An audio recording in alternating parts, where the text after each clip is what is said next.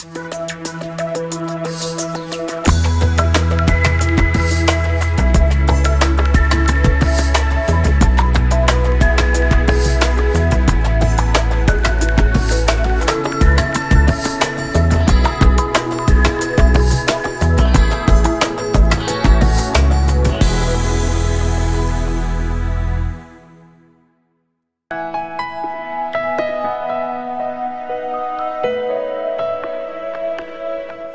Arvind Kumar Jha, Sweden से आए हुए प्रोफेसर हाइंज वर्नर वेस्लर का स्वागत करता हूं महात्मा गांधी विश्वविद्यालय के संचार एवं मीडिया केंद्र के बाबूराव विष्णु परारकर मीडिया लैब में।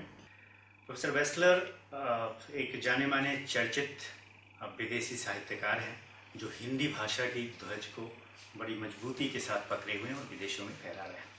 प्रोफेसर वेस्लर, मैं आपसे शिक्षा व्यवस्था पे कुछ बात करना चाहता हूँ, क्योंकि महात्मा गांधी विश्वविद्यालय में अभी शिक्षा विभाग को प्रारंभ किया और जिसकी जिम्मेदारी मुझे दी गई है। और ये बहुत ही सही अवसर है कि मैं इन वार्तालाप के माध्यम से विद्यार्थियों को बता पाऊँ कि यूरोपीय शिक्षा व्यवस्था कैसे है, खासकर स्वीडन की शिक्षा व्यवस्था कैसी है। मेरा पहला प्रश्न आपसे है कि स्वीडन की शिक्षा व्यवस्था की कौन सी प्रमुख विशेषताएं हैं, संक्षेप में बताएं। सबसे पहले मैं अपना धन्यवाद देना चाहता हूं कि मुझे यहाँ आने का निमंत्रण मिला। मैं अभी कई साल से मौका ढूंढ रहा था और कई साल से इच्छा भी होने लगी मेरे अंदर में कि मैं यहाँ आऊँ, किसी दिन यहाँ के लोगों से संपर्क करूँ, क्योंकि हम लोग विदेश में बैठे हैं, हम लोग हिंदी पढ़ाते हैं पर किसी तरह से अकेलापन भी महसूस करते हैं, क्योंकि विदेश में छोटे छोटे विभाग होते हैं, कम छात्र हैं, हमारा संपर्क आदान प्रदान कम होता है भारत के हिंदी के विशेषज्ञों से और हमारे यहाँ विदेश में हिंदी पढ़ाने वाले विशेषज्ञों से भी। तो आपका सवाल आ रहे हैं, हमारे यहाँ स्वीडन और हिंदुस्तान, अगर हम शिक्षा प्रशिक्षण की सारी स्थिति हम देखते हैं तो काफ़ी फर्क लगता है देखने से। सबसे पहले ये बात करनी है कि हमारे यहाँ सरकार की स्कूलें जो है ना, हमारे यहाँ अच्छी मानी जाती हैं अभी भी। जो ऐसा खेद की बात है कि हिंदुस्तान में थोड़ा सा अलग है, यहाँ प्राइवेट स्कूल्स बहुत है हमारे यहाँ से बहुत ज़्यादा। और इसके अलावा लोग हमारे यहाँ 9 साल तक साथ साथ एक ही स्कूल जाते हैं, अपने मोहल्ले के स्कूल में जाते हैं जो आमतौर पर सरकार स्कूल होती हैं। इसके बाद 3 साल तक जिसको कहते हैं गिम्नाजियम स्वीडिश ज़ुबान में जाते हैं, और इसके बाद यानी 12 साल के स्कूलों के बाद इनको विश्वविद्यालय में अपने को एनरोल करने की इजाज़त मिलती है। तो हमारे यहाँ कॉलेज वॉलेज नहीं है। कॉलेज वॉलेज का जो सिस्टम है वो अंग्रेज़ी भाषी देशों में, ख़ासकर ऐसे देश जो यूनाइटेड किंगडम से प्रभावित हैं, अमेरिका में हैं, उत्तर अमेरिका में हैं और कॉमनवेल्थ के अंदर में हैं, वो हमारे यहाँ पूरे यूरोप में यानी यूनाइटेड किंगडम के अलावा नहीं है। स्वीडन में नहीं है, जर्मनी में भी नहीं है। तो लोग सीधे स्कूल से यूनिवर्सिटी जाते हैं, अपने को एनरोल करते हैं। अभी बोलोनिया के जो रिफॉर्म्स हैं जिनका प्रवेश अभी 12 साल पहले से हुआ और अभी भी चल रहा है, अभी तक पूरी तरह से इनको एप्लीकेशन नहीं किया गया था। उसके हिसाब से अभी बीए का प्रवेश है हमारे यहाँ, यानी 3 साल के बाद लोग बीए करते हैं, उससे 2 साल और लगाते हैं एमए करने के लिए। एमफिल नहीं है और फिर इसके बाद पीएचडी के प्रोग्राम्स होते हैं। एक बात कहना मैं भूल गया, यानी स्कूल जाने से पहले हमारे जिसको स्वीडिश ज़ुबान में फर्स्ट स्कूल कहते हैं, जिसमें लोग 3 साल तक जाते हैं, वो किंडरगार्टन की तरह है। एक खास फर्क तो यही है, किंडरगार्टन से लेके पढ़ाई तक, यूनिवर्सिटी की पढ़ाई तक हमारे यहाँ पढ़ाई पूरी तरह से मुफ्त है। ये शायद आपके इधर के श्रोताओं को सुनने में उत्सुकता होगी कि ऐसा क्यों है, कैसे हैं। पर आप कुछ पूछना चाहते हैं? 2 विशेषताओं का मुझे पता चला। पहली विशेषता आपने बताई कि स्वीडन की जो शिक्षा व्यवस्था है, खासकर प्राथमिक शिक्षा जो है वो जो सरकारी विद्या सिस्टम के द्वारा चलाया जाता है और ये बहुत ही उत्तम क्वालिटी की है। और दूसरी बात आपने बताया कि प्राथमिक शिक्षा से लेकर उच्चतर शिक्षा तक सभी शिक्षाएं मुफ्त हैं, सरकार के द्वारा दी गई हैं। तो इसके पीछे क्या लगता है कि वहाँ के लोगों की ऐसी क्या सोच है कि क्या बिल्कुल ही पब्लिक स्कूल नहीं है, प्राइवेट स्कूल नहीं है, नंबर 1, और अपने बच्चों को वो पब्लिक या प्राइवेट स्कूल के बजाय सरकारी विद्यालयों में भेजते हैं? इसके पीछे क्या कारण होगा?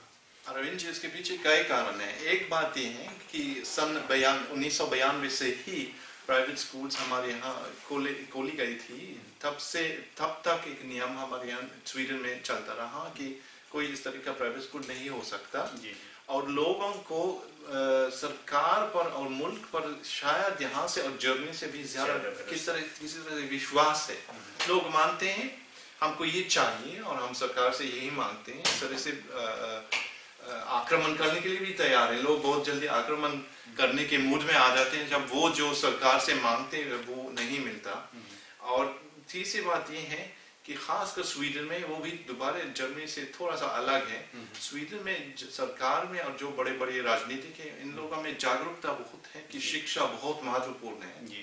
क्योंकि वो स्वीडन आगे हमारे यूरोपियन यूनियन के अंदर में छोटा सा एक देश है, 1 करोड़ आबादी 1 करोड़ से कम है और शिक्षा के अलावा और कोई साधन नहीं है। हमारे रिसोर्सेज कम है स्वीडन में, जर्मनी में भी कम है। इसलिए वो मुल्क भी अपने बजट से शिक्षा प्रशिक्षण के लिए बजट रखने के लिए तैयार भी है, एक खास किस्म की तैयारी भी है। जी।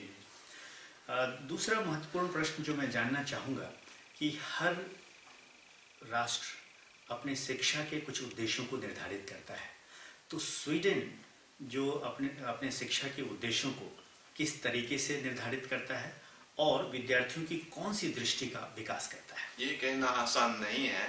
एक तो ये मामूली बात है, वो पूरी तरह से कम पश्चिमी देशों में, यहाँ हिंदुस्तान में भी काफी कुछ हद तक वो है कि जिसको कहते हैं स्वतंत्र व्यक्तित्व, इसको बढ़ाने के लिए वही पहले से एक उद्देश्य है और वे 19वीं सदी से है।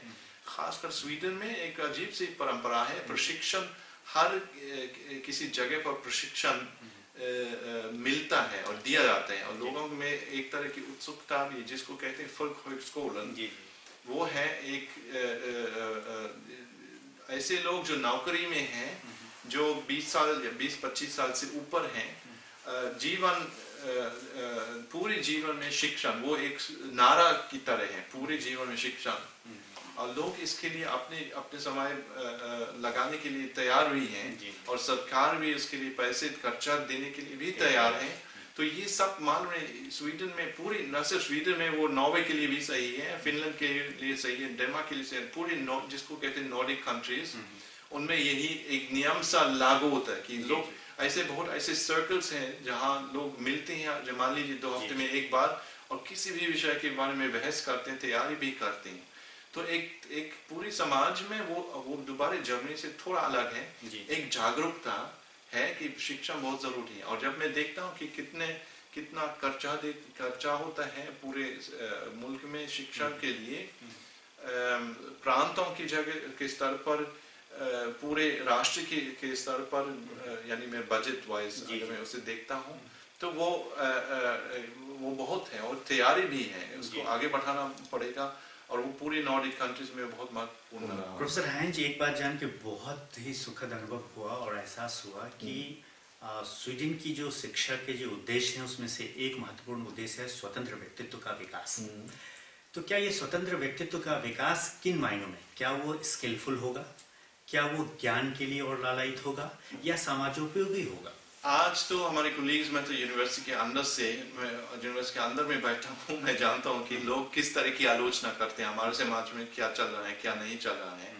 आजकल बहुत आलोचना की जाती है कि जैसे अनुसंधान के लिए महत्वपूर्ण समझा जाता है कि न सिर्फ सरकार की ओर से पैसे आए, बजट आए, पर बाहर से भी, जैसे बड़े बड़े उद्योग जो हैं या हमारे जो बड़े बड़े बैंक्स हैं, इनके फाउंडेशंस हैं जहाँ से पैसे मंगवा सकते हैं, इसके लिए एप्लीकेशन भेजते हैं खूब, और इसमें हम अपना समय को भी बर्बाद करते हैं एप्लीकेशन लिखने में। और लोग बहुत शिकायत करते हैं क्योंकि बाहर से पैसे खासकर तब आता है जब इसका कोई समाज के लिए या आर्थिक स्थिति के लिए कोई इस तरह से कोई योगदान स्पष्ट रूप से हमारे सामने है। और वो मैं समझता हूँ वो सचमुच एक विश्वविद्यालय के लिए खतरनाक भी है, क्योंकि हमारा अनुसंधान है, वो हमारा उद्देश्य है, हिंदुस्तान में हो, जर्मनी में हो, स्वीडन में हो, कि हमारा अनुसंधान स्वतंत्र हो। हम न सिर्फ उसके नतीजे की ओर से देखें, हम बस जागरूकता की वजह से इस तरह का अनुसंधान करें, ये बहुत महत्वपूर्ण है। और जो बड़े बड़े साइंस में और जो जहाँ भी है, जो बड़े बड़े जो जो जो नया ज्ञान जो उत्पन्न होता है वो आमतौर पर इसके साथ वो बाद में नतीजे के साथ उसका नहीं जोड़ा जा सकते, वो बाद में आएगा वो सवाल कि कैसे इस तरह से अप्लाई किया जा सकता है। और वो हमारे यहाँ भी एक खतरनाक प्रगति हो रही है उसी ओर से कि वो बेसिक फंडामेंटल रिसर्च जिसको कहते हैं वो कमजोर होता जा रहे हैं। स्वीडन की शिक्षा व्यवस्था की तुलना में जर्मनी की शिक्षा व्यवस्था को आप कैसे देखते हैं? जर्मनी पूरी तरह से शिक्षा प्रशिक्षण के लिए कम पैसे देते हैं। अगर हम एक नागरिक के मायने से उसे देखते हैं, वो हमारे जो बजट में है 2.48% शिक्षा के लिए दी जाती है। स्वीडन में 3.8 तकरीबन, इसकी पूरा आंकड़ा मुझे याद नहीं है पर लगभग वही है। तो स्वीडन बहुत ज्यादा देता है। और वो मैं देखता हूँ, अगर मैं जर्मनी में देखता हूँ, हमारे विश्वविद्यालय बॉन में जहाँ मैं पहले था, वो शुरू से है कि सफाई कैसी है हमारी इमारतों में। स्वीडन में सफाई बहुत ज्यादा है, वो मैं देखता हूँ। और स्वीडन में भी ऐसे साधन ज्यादा मिलते हैं, तनख्वाह शायद लगभग बराबर है, पर जैसे जब मैं किसी कॉन्फ्रेंस पर जाता हूँ तो मैं एप्लीकेशन लिख के मुझे आने जाने का खर्चा भी डिपेंड करता है, पर कभी कभी दिया जाता है। या अगर मुझे स्टूडियो चाहिए वो आसानी से मिलता है, या अगर दूसरा कोई साधन चाहिए वो ज्यादा जल्दी। और मैं देखता हूँ जैसे जब मेरा कोई एक सवाल होता है कि किसी दूसरे ढंग से एक लेक्चर को या किसी दूसरी चीज को किसी तरह से ऑर्गेनाइज करने जो नियम के अनुसार नहीं है, तो किसी तरह से साल में रास्ता निकलता है, लोग मदद भी देते हैं। वो जर्मनी में थोड़ा कम है, वो मैं देखता हूँ। थोड़ा सा ज्यादा नियम के अनुसार होना चाहिए सब कुछ, वही फर्क मैं देखता हूँ। एक बड़ा ही हाइपोथेटिकल सवाल मैं पूछना चाहता हूँ। अक्सर ये कहा जाता है कि शिक्षा आपकी सोच को प्रभावित करती है, तो अगर आप पूर्ण शिक्षा स्वीडन में लिए होते और आपने शिक्षा जर्मनी में भी लिया हुआ, तो दोनों में क्या सोच में फर्क आपके जीवन में आया हुआ होता, स्वतंत्र व्यक्तित्व के विकास के अलावा? अरविंद जी, पहले मुझे कहना है कि मैं मानता हूँ कि लोग जो शिक्षित नहीं हैं इनकी सोच भी काफी सही हो सकती है, लोग शिक्षित लोगों की सोच भी काफी गलत निकल सकती है। ऐसा शिक्षा का मतलब क्या है, शिक्षा क्या है? जैसे हमारे यहाँ स्वीडन में आजकल बहुत बहस चल रही है जिसको कहते हैं नई अनक्षरता। अभी हमारे यहाँ 5 साल के बच्चों के हाथ में स्मार्टफोन्स होते हैं, लोग इंटरनेट इस्तेमाल करते हैं बहुत छोटी उम्र से, और लोगों के सामने वीडियोस है, तस्वीरें हैं, और शब्द कम है, पाठ कम है, लिखने की प्रक्रिया किसी तरह से कमजोर होती जाए, कुछ लोग मानते हैं। इसलिए मैंने कहा इसको नई अनक्षरता कहते हैं हमारे समाज में। तो वो मैं देखता हूँ। अगर मैं जर्मनी को देखूं तो वही खतरा जर्मनी में भी है, वो पूरी पश्चिमी दुनिया के लिए लागू होता है। एक तरह से किसी तरह से हम वापस आ जाते हैं ऐसे जमाने थे जब ज्यादातर मौखिक अभिव्यक्ति होती थी और जब लोग मौखिक ढंग से बात करते थे। आजकल हर किसी के पास स्मार्टफोन है, लोग ज्यादा फोन करते हैं। वो एक तरह से अच्छा भी है, पर दूसरी तरह से मुझे कभी कभी खतरनाक लगता है कि लोग पढ़ना भूल जाते हैं। वो हमारे छात्रों के साथ मैं ये भी देखता भी हूँ, जब मैं इनको मान लीजिए मैं 10-15 पृष्ठ देता हूँ अगले हफ्ते तक पढ़ने के लिए, तो बहुत अक्सर कम से कम पहले साल में लोगों को डर होता है, अरे 15 पन्ने में कैसे पढ़ सकता हूँ अगले हफ्ते तक। वो इस तरह के सवाल पूछते हैं हमसे, जो मेरे जमाने में जब मैं छात्र था इस तरह का सवाल उठता भी नहीं था। उस वक्त मामूली बात। ये जो नई तरह की जिसको आप निरक्षरता कहते हैं, ये एक चुनौती तो इस तरीके से ला रहा है कि लोगों की जो पढ़ने की आदत है उसमें कमी आई है, और दूसरा ये भी कहते हैं कि हर चुनौती जो कुछ कमी लाती है वो विशेषता भी लाती है। तो ये जो नई टेक्नोलॉजी की तरह से जिसको आप नई निरक्षरता कहते हैं, वो साक्षरता की दुनिया में क्या नई बात ला रही है? वो एक सवाल है जिसका जवाब देना इतना आसान नहीं है। मैं बताना चाहूँगा कि आपने कहा कि 5 साल के बच्चे के पास स्मार्टफोन है, तो जो पहले सूचना आपके पास होना एक बहुत बड़ी चुनौती थी, आज सूचना आपके पास है। तो मैं जैसे मानता हूँ कि इस नई तरह की निरक्षरता के बावजूद आज का जो छात्र है उसके पास सूचनाओं की कमी नहीं है, लेकिन वो सूचनाओं का किस तरीके से परिष्करण करे ताकि वो उसके ज्ञान का हिस्सा बने, ये एक प्रश्न है। मुझे लगता है जो जिस माहौल में हम पहुंच रहे हैं उसमें सूचना की कोई कमी नहीं है, पर इतनी ज्यादा सूचनाएं हमारे सामने जो कि हम जो वो सब हमारी सोच में नहीं आ रही हैं। वैसे सूचना वो सत्य का सिर्फ एक पक्ष है, इसके बाद हमको अपनी राय भी बनानी पड़ती है, हमको सोचना भी है। सूचना सब कुछ नहीं है, हमको सोचना भी है इसके बारे में और अपनी राय बनानी है, और आगे हम अपने व्यवहार को या हम क्या कर रहे हैं उसके बाद वो इसमें मैं कमजोरी देखता हूँ। जैसे मैं एक नमूना दे सकता हूँ, हमारे यहाँ मैं कई साल तक एक पत्रिका निकाल रहा था, वो दक्षिण एशिया के नाम से है, जर्मन जुबान में। और आजकल लोग वैसे हम बेचते हैं, लोगों को सब्सक्रिप्शन पर बेचते हैं इस पत्रिका को और लोग पढ़ते हैं, पर वो जो सब्सक्राइबर्स की संख्या कम होती जा रही है, क्योंकि लोग सूचना के लिए, तथाकथित सूचना के लिए पैसे देने के लिए तैयार नहीं है। सब लोग सोचते हैं इंटरनेट पर सब कुछ मिल जाएगा, पैसे देने की क्या जरूरत है। पर हम कहते हैं हमारी पत्रिका वो सूचना के लिए नहीं है, वो अपनी राय बनाने के लिए है। उसमें हम ऐसे लेख लिखते हैं जिसके आधार पर लोग जो भी सूचना आती है उनको किसी तरह से उनके लिए ढांचा बना सकते हैं खुद अपने आप से।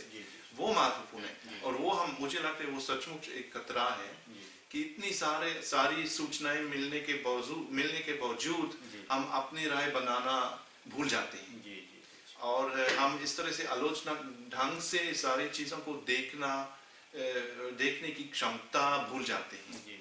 मुझे लगता है ये सचमुच एक खतरा है हमारे पूरे समाज में। कुछ सवाल प्रोफेसर वेस्लर मैं आपके व्यक्तिगत जीवन से संबंधित पूछना चाहूँगा, जिसका कि शैक्षिक अभिप्राय भी है। जैसे कि आप कोई भी चीज़ पढ़ सकते थे, लेकिन आपने हिंदी भाषा को ही क्यों चुना, और खासकर विष्णु पुराण पे ही शोध करने के लिए क्यों सोचा? विष्णु पुराण हिंदी में नहीं है, संस्कृत में है। जी। हाँ, वो तो एक नाजुक सवाल है, पर इसका सवाल में दो तरीके से दे सकता हूँ। एक संक्षिप्त है और एक बहुत लंबा है। संक्षिप्त रूप में इस बार मैं संक्षिप्त रूप में जवाब देता हूँ। जब मैं 15 साल का लड़का था, उस वक्त मुझे भारत के बारे में कुछ नहीं मालूम था। उस वक्त मैंने उपन्यास पढ़ा, वो हर्मन हेसे, सिद्धार्थ, आपने शायद नाम सुना है। वो एक जर्मन लेखक, प्रथम महायुद्ध के बाद उन्होंने बहुत मशहूर एक उपन्यास लिखा। वो पढ़ के मैं इस तरह से प्रभावित हुआ कि ये भारत क्या चीज है, वो बौद्ध धर्म क्या चीज है, जो क्या सोचते हैं, दर्शन क्या है भारत में।